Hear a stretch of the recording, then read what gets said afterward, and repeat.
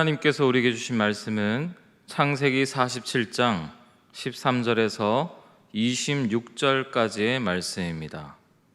구약 성경 76면에 있습니다. 기근이 더욱 심하여 사방에 먹을 것이 없고 애굽 땅과 가나안 땅이 기근으로 황폐하니 요셉이 곡식을 팔아 애굽 땅 가나안 땅에 있는 돈을 모두 거두어 들이고 그 돈을 바로의 궁으로 가져가니 애굽 땅과 가나안 땅에 돈이 떨어진지라. 애굽 백성이 다 요셉에게 와서 이르되 돈이 떨어졌사오니 우리에게 먹을 거리를 주소서. 어찌 주 앞에서 죽으리이까? 요셉이 이르되 너희의 가축을 내라. 돈이 떨어졌은즉 내가 너희의 가축과 바꾸어 주리라. 그들이 그들의 가축을 요셉에게 끌어오는지라. 요셉이 그 말과 양떼와 소떼와 나귀를 받고 그들에게 먹을 것을 주되 곧 그 모든 가축과 바꾸어서 그 해 동안에 먹을 것을 그들에게 주니라. 그 해가 다 가고 새해가 되매 무리가 요셉에게 와서 그에게 말하되 우리가 주께 숨기지 아니하나이다. 우리의 돈이 다하였고 우리의 가축대가 주께로 돌아갔사오니 주께 낼 것이 아무것도 남지 아니하고 우리의 몸과 토지뿐이라. 우리가 어찌 우리의 토지와 함께 주의 목전에 죽으리이까? 우리 몸과 우리 토지를 먹을 것을 주고 사소서. 우리가 토지와 함께 바로의 종이 되리니 우리에게 종자를 주시면 우리가 살고 죽지 아니하며 토지도 황폐하게 되지 아니하리이다. 그러므로 요셉이 애굽의 모든 토지를 다 사서 바로에게 바치니 애굽의 모든 사람들이 기근에 시달려 각기 토지를 팔았음이라. 땅이 바로의 소유가 되니라. 요셉이 애굽 땅 이 끝에서 저 끝까지의 백성을 성읍들에 옮겼으나 제사장들의 토지는 사지 아니하였으니 제사장들은 바로에게서 녹을 받음이라. 바로가 주는 녹을 먹음으로 그들이 토지를 팔지 않음이었더라. 요셉이 백성에게 이르되 오늘 내가 바로를 위하여 너희 몸과 너희 토지를 샀노라. 여기 종자가 있으니 너희는 그 땅에 뿌리라. 추수의 5분의 1을 바로에게 상납하고 5분의 4는 너희가 가져서 토지의 종자로 삼고 너희의 양식으로도 삼고 너희 가족과 어린아이의 양식으로도 삼으라. 그들이 이르되 주께서 우리를 살리셨사오니 우리가 주께 은혜를 입고 바로의 종이 되겠나이다. 요셉이 애굽 토지법을 세우매 그 5분의 1이 바로에게 상납되나 제사장의 토지는 바로의 소유가 되지 아니하여 오늘까지 이르니라. 아멘. 할렐루야. 오늘은 애굽을 살리는 요셉의 정책이란 제목으로 하나님 말씀 증거하도록 하겠습니다. 하나님은 다가올 기근 가운데 생명을 구원하시며 후손을 보존하시려고 요셉을 애굽에 먼저 보내셨습니다. 물론 지나간 하나님의 일하심을 돌이켜보면요, 형들의 입장에서는 요셉과 아버지에게 죄를 지어서 평안이 없고 고통 가운데 죄책 가운데 살았습니다. 야곱과 요셉의 입장에서는 어떨까요? 알 수 없는 고난의 연속이었습니다. 그러나 하나님은 그 모든 실수와 고통 가운데서도 하나님의 뜻을 이루셨습니다. 여러분, 우리도요, 인생을 살다가 또 이 신앙의 길을 걷다가 보면 삶에서 세운 계획이 빗나가고 또 실수하여 넘어지고 무지하여 깨닫지 못함으로 지금 주어지는 고통 가운데 힘들어할 때가 있습니다. 그럼에도 우리가 요셉처럼 하나님을 신뢰해야 하는 이유는 무엇입니까? 오늘 요셉의 이야기처럼 하나님은 결코 실수하지 않으시기 때문입니다. 하나님은요, 실수가 없으십니다. 하나님은 뜻을 세우시면 반드시 성취하시는 줄 믿습니다. 사랑하는 여러분, 만사를 하나님 앞에 다 맡기며 이 믿음의 길을 걸어가는 여러분 되시길 주님으로 축복합니다. 아멘. 오늘 말씀은 애굽 총리 대신으로서 요셉의 활약상, 요셉이 이 애굽을 다스리면서 어떠한 정책으로 그리고 백성을 어떻게 다스리는지 그 이야기가 기록되어 있습니다. 13절 말씀 함께 보시겠습니다. 기근이 더욱 심하여 사방에 먹을 것이 없고 애굽 땅과 가나안 땅이 기근으로 황폐하니. 기근이 오래되면 땅은 그 힘을 잃습니다. 결국 먹을 것이 없어지죠. 여러분, 우리는 혼자 살아갈 수 없습니다. 자연과 더불어 살아가야 되는 것이죠. 요셉의 때에 기근이 얼마나 심했던지요, 사방에 먹을 것이 없었습니다. 기근이 시작되었을 때 어느 정도 준비했던 사람들은 그나마 조금 버틸 수 있었는지는 모릅니다. 그러나 7년이라는 흉년 가운데 장사 없었습니다. 예로부터 우리나라는 농업을 기본으로 삼아 왔었습니다. 농업의 가장 중요한 요소는 물이죠. 그래서 나라에 가뭄이 들면 비가 내리기를 기원하며 용신에게 그리고 또 다른 우상에게 기우제를 드렸습니다. 마찬가지 고대 근동에서도요, 기근과 같은 자연재해는 신적인 진노의 표현으로 생각하였습니다. 그러나 여러분, 우리는 알고 있지 않습니까? 이 기근이 누구로부터 왔고 무엇입니까? 하나님의 계획이 아니었습니까? 그렇게요, 이 기근은 세상 사람들에게는 위기로 다가가지만 하나님의 지혜를 가진 사람들에게는 기회로 다가오는 줄 믿습니다. 요셉은 그랬습니다. 그는 하나님의 계획을 알았고 위기였지만 요셉은 그것을 기회로 삼았습니다. 요셉은 세상을 살리는 하나님의 축복의 통로가 된 줄 믿습니다. 사랑하는 여러분, 세상의 수많은 위기 앞에서 하나님의 지혜를 깨닫는 여러분 되시길 축복합니다.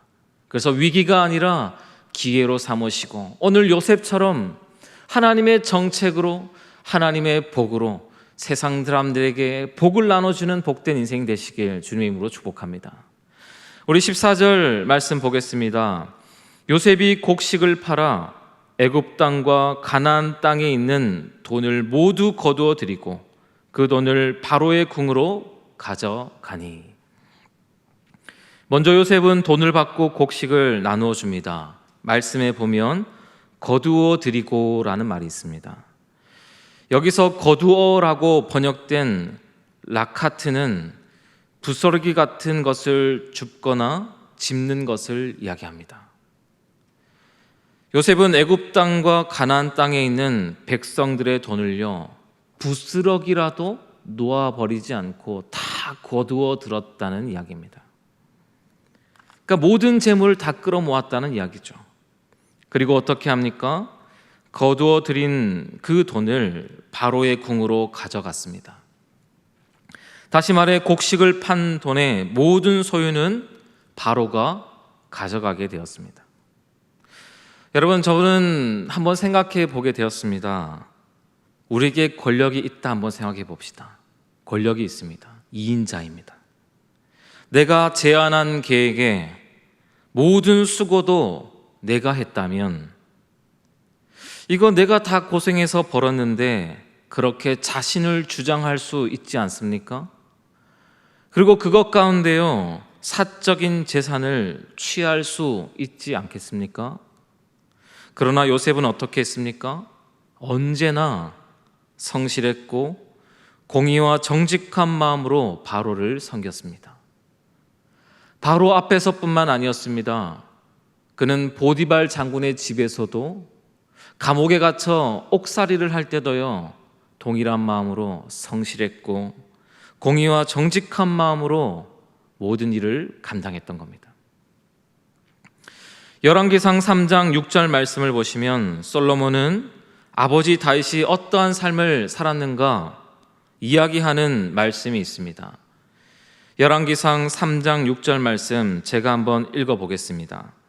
솔로몬이 이르되 주의 종 내 아버지 다윗이 성실과 공의와 정직한 마음으로 주와 함께 주 앞에서 행함으로 주께서 그에게 큰 은혜를 베푸셨고 주께서 또 그를 위하여 이 큰 은혜를 항상 주사 오늘과 같이 그의 자리에 앉을 아들을 그에게 주셨나이다. 아멘.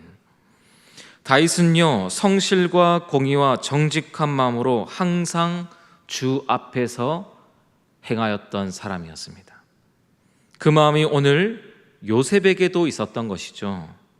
하나님은 이러한 자들을 쓰신다는 이야기입니다. 이러한 자들을 통해서 다스리셨습니다. 나라를 다스리셨습니다. 그리고 총리를 통해 이방 땅까지 다스리는 놀라운 하나님의 사람으로 쓰임 받았던 것입니다. 어두운 바다를 비추는 등대의 빛은요, 끊기면 안 됩니다. 성실해야 합니다. 마찬가지입니다. 우리들이 가지고 있는 빛이요, 작든 크든 성실할 때 어둠은 그 빛을 이기지 못하는 겁니다. 여러분 안에 작은 빛이 있을지라도 성실하면요, 하나님은 쓰신다는 이야기입니다. 사랑하는 여러분, 삶의 자리에서 무엇이든 성실하고 공의롭고 그리고 정직한 마음으로 맡겨주신 하나님의 그 사역, 본분을 감당하는 여러분 되시길 주님으로 축복합니다. 15절 16절 말씀입니다. 애굽 땅과 가나안 땅에 돈이 떨어진지라 애굽 백성이 다 요셉에게 와서 이르되 돈이 떨어졌사오니 우리에게 먹을 거리를 주소서. 어찌 주 앞에서 죽으리이까? 요셉이 이르되 너희의 가축을 내라. 돈이 떨어졌은즉 내가 너희의 가축과 바꾸어 주리라. 아멘. 요셉은 돈이 떨어진 백성들이 양식을 요구하자 양식을 가축과 바꾸어 주었습니다. 어려움에 처한 사람들에게 요셉의 요구가 너무 지나친 건 아닌가 생각해 볼 수 있습니다. 지금 굶주린 가운데 굳이 그 사람들의 것들 다 받아야 되는가? 이거 잔혹한 요셉의 정책이 아닌가? 그렇게 한번 생각해 볼 수 있습니다. 그러나 좀 더 깊게 생각해 보면 요셉의 이러한 정책은 아주 지혜롭고 현명한 정책이었습니다. 왜냐하면 백성들이 가축을 잘 기를 수 있는 상황이 아니었던 것이죠. 애굽의 모든 가축들을 국가가 관리함으로써 국가의 재산이 감소되는 것을 요셉은 막았습니다. 만약 기근 가운데 가축을 백성들에게 방치하고 맡겼다면, 그대로 두었다면 어떻게 되었을까요? 가축들을 잡아먹거나 굶주려 죽었을 것이 뻔합니다. 기근이 끝난 후에 농업에 필요한 가축의 노동력을 쓰지 못합니다. 그러면 백성들은요, 또다시 굶주림에 허덕될 수밖에 없는 상황을 요셉은 알았던 것이죠. 하나님의 지혜로, 하나님의 계획으로 요셉은 그래서 모든 가축들을 거두어 들여서 국가의 재산을 보호하고 기근이 끝난 이후에 정책을 생각했습니다. 정리하자면 요셉의 정책은 빼앗는 것이 아니라 살리는 정책이었습니다. 하나님은 예레미야 29장 11절을 통해 우리에게 말씀하십니다. 여호와의 말씀이니라. 너희를 향한 나의 생각은 내가 안하니 평안이요 재앙이 아니니라. 너희에게 미래와 희망을 주는 것이니라. 아멘. 우리가 인생을 살면서 때론 하나님이 내가 가진 모든 것을 빼앗아 가는 것처럼 느껴질 때가 있습니다. 믿음의 길을 걷고 신앙생활 가운데 특별하게 하나님 앞에 잘못된 행동을 하지 않는데 잘 되지 않고 자꾸 삶에 기근이 찾아오는 경우가 있습니다. 그러나 이것을 뒤집어서 생각해 보면요, 하나님이 친히 우리의 것을 다스려 주시겠다는 하나님의 말씀이 아니겠습니까?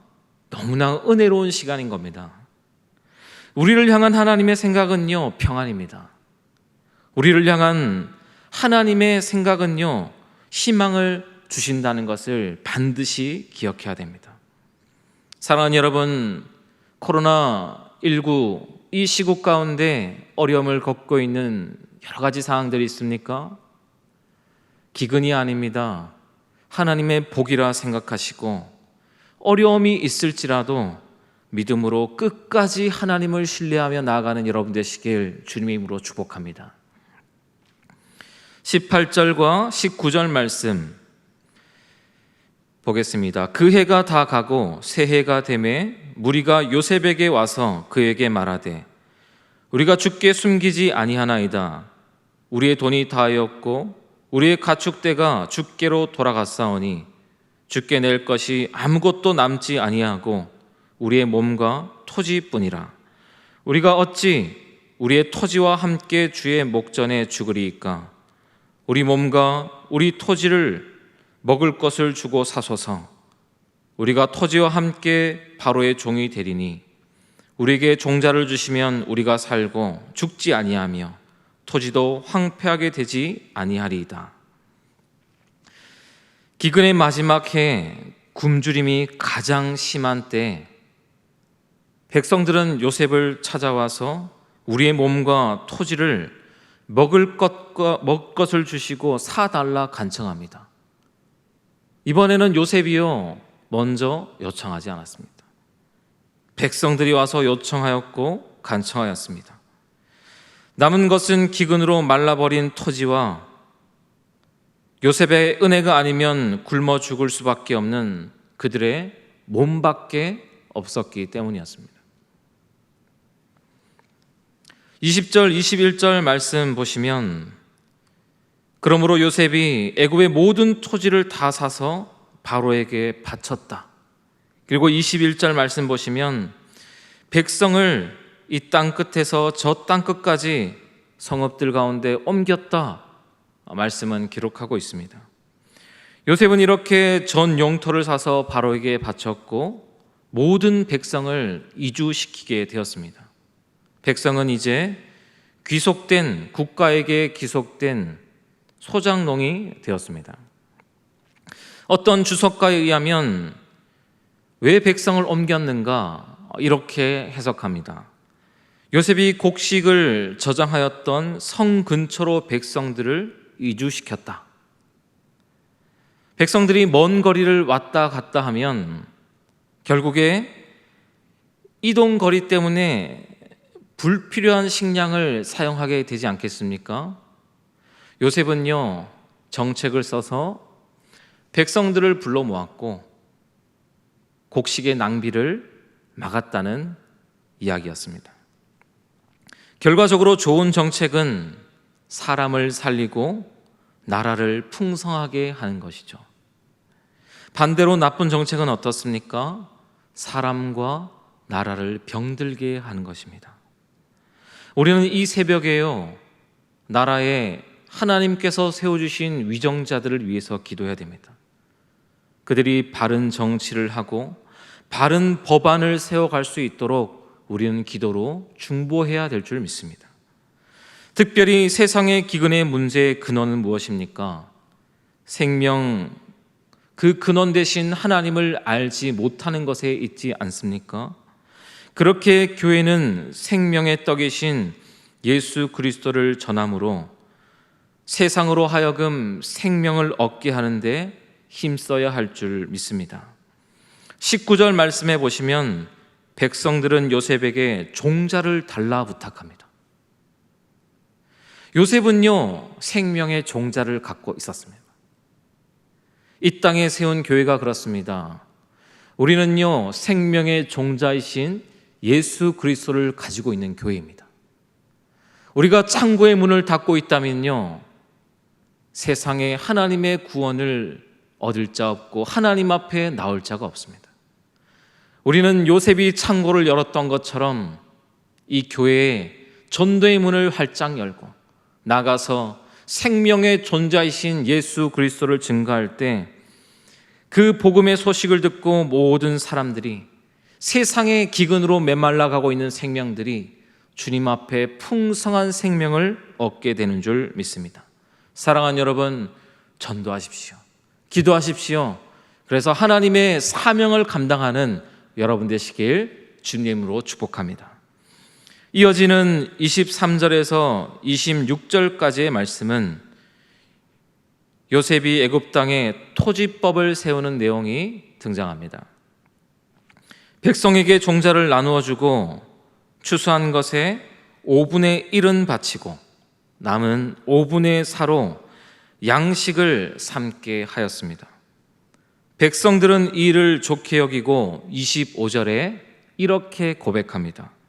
그들이 이르되 주께서 우리를 살리셨사오니 우리가 주께 은혜를 입고 바로의 종이 되겠나이다. 아멘. 동양에서는 지주와 소장농이 5대5 아니면 6대4의 비율로 수확을 나누었다고 합니다. 그러나 오늘 요셉의 정책을 한번 보십시오. 파격적이지 않습니까? 요셉의 정책은 살리는 정책이요 은혜의 정책이었습니다.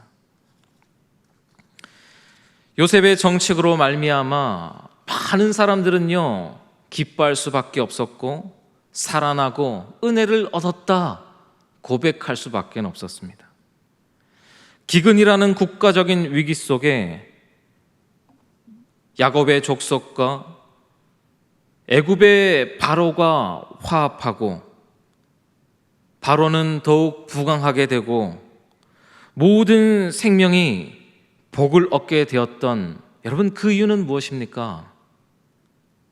고린도후서 6장 4절의 말씀처럼 오직 모든 일에 하나님의 일꾼답게 처신한 요셉이 있었기 때문이었습니다. 사랑하는 여러분, 우리의 삶은 어떠합니까? 우리가 가는 모든 곳마다 화합이 일어나고 가는 곳마다 생명이 살아나고 있습니까? 하나님의 사람들은 예수 생명을 가진 자입니다. 하나님의 지혜를 가진 자입니다. 우리가 가는 곳마다 이러한 소식들이 울려 퍼져야 될 줄 믿습니다. 사랑하는 여러분, 요셉이 바로 앞에서 성실하고 정직하고 맡은 바 일을 열심히 감당했던 것처럼 불러주신 하나님의 일꾼답게 주어진 삶의 자리에서 정직하고 성실하게 모든 일을 감당하여서 하나님 앞에 영광 돌리고 세상을 풍요롭게 만들어가는 우리 모두가 되시길 주님으로 축복합니다. 아멘. 기도드리겠습니다. 하나님 아버지 감사합니다. 오늘 애굽을 살리는 요셉의 정책을 통해서 우리에게 말씀하여 주셔서 감사합니다. 요셉은 하나님의 계획을 알았습니다. 그렇기에 하나님의 어떠한 상황과 환경에 처해 있을지라도 뜻을 굽히지 않고 성실함으로 정직함으로 하나님의 일을 감당하였고 그것으로 말미암아 하나님도 칭송받고 세상에 죽는 자 없이 풍요한 세상이 다시 한번 주어진 줄 믿습니다. 하나님, 우리도 하나님 앞에 요셉처럼 주어진 일에 성실하게 나가게 하시고 정직하게 반응하며 살아갈 때 우리를 통해 가정이 살아나게 허락하여 주시옵시고 기근 가운데 있는 세상이 풍요롭게 변화되는 것 보게 허락하여 주시옵소서. 하나님, 우리를 써주셔서 어려운 시대가 다시 한번 하나님 아는 그 은혜가 있게 허락하여 주시옵소서. 특별히 코로나19로 어려워하는 수많은 하나님의 백성들이 있습니다. 기근 가운데 하나님의 뜻을 깨닫게 허락하여 주시옵시고 생명의 양식이 있는 주님께로 나올 수 있는 복이 있을 수 있도록 역사하여 주시옵소서. 모든 은혜를 우리에게 허락하실 줄 믿으며 감사 얻은 것 예수님의 이름으로 기도드립니다. 아멘. 하늘에 계신 우리 아버지, 아버지의 이름을 거룩하게 하시며 아버지의 나라가 오게 하시며 아버지의 뜻이 하늘에서와 같이 땅에서도 이루어지게 하소서. 오늘 우리에게 일용할 양식을 주시고 우리가 우리에게 잘못한 사람을 용서하여 준 것 같이 우리 죄를 용서하여 주시고 우리를 시험에 빠지지 않게 하시고 악에서 구하소서. 나라와 권능과 영광이 영원히 아버지의 것입니다. 아멘.